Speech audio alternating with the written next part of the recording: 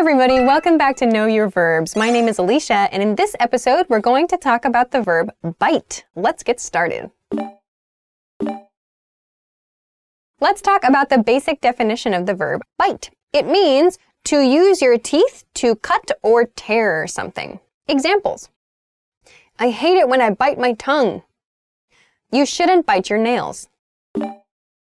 Let's look at the conjugations for this verb. Present, bite, bites.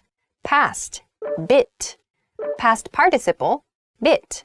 Progressive, biting. Let's talk about some additional meanings for this verb.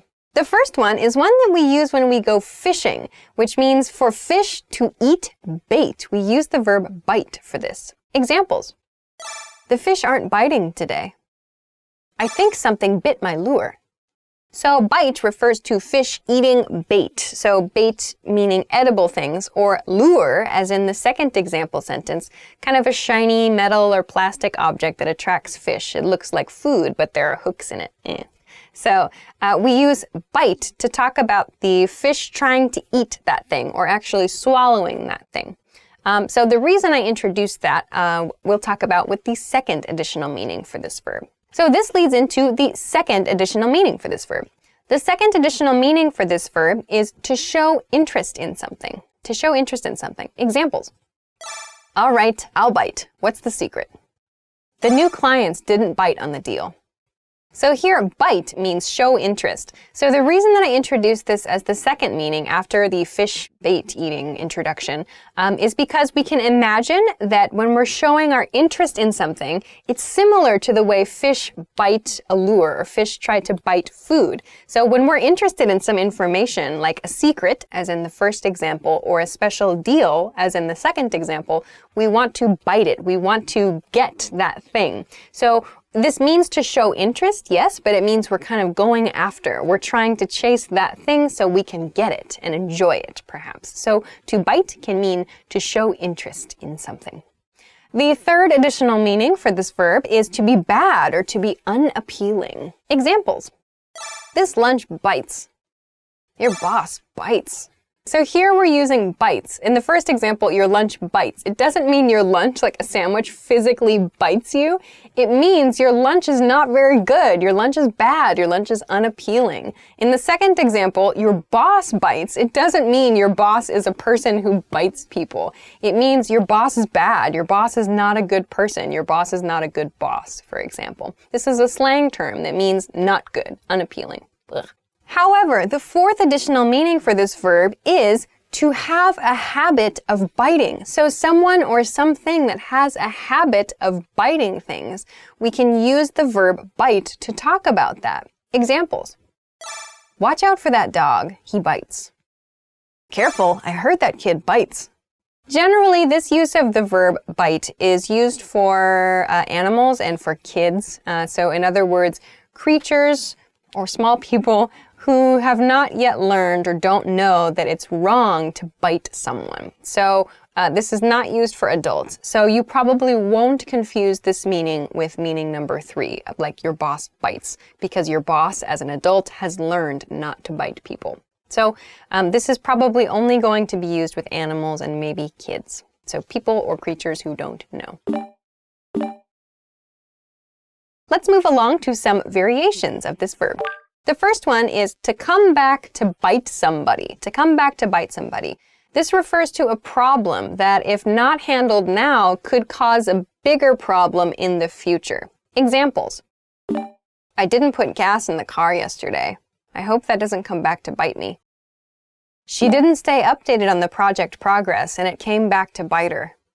So these examples refer to a problem that's not properly handled at the right time. In the first example sentence, a person did not put gas in his or her car yesterday. So the idea is that perhaps they're going to run out of gas in the future. They should have put gas in the car yesterday, but they did not. They should have, and it might cause a bigger problem in the future. In the second example sentence, it's a past tense situation.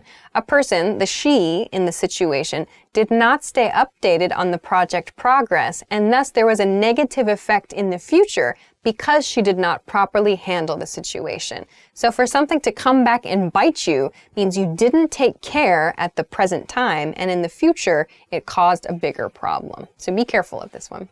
Let's go on to the second variation, which is to bite someone's head off. This is quite a strange expression, but to bite someone's head off means usually to quickly and angrily say something, and it can often be for something very, very small. Not necessarily for a huge problem, but maybe just a quick show of anger, sometimes over a small point. Examples. My mom bit my head off for coming home 10 minutes late last night. He made one small mistake. You don't have to bite his head off. So, of course, this doesn't literally mean biting someone's head off of their body, but it just means making a really quick and angry comment or series of comments to somebody because of something small, usually. In the first example sentence, it's a 10-minute delay. So one person is 10 minutes late getting home, and the speaker's mother bit his or her head off, meaning was very angry at them for a short period of time for that mistake.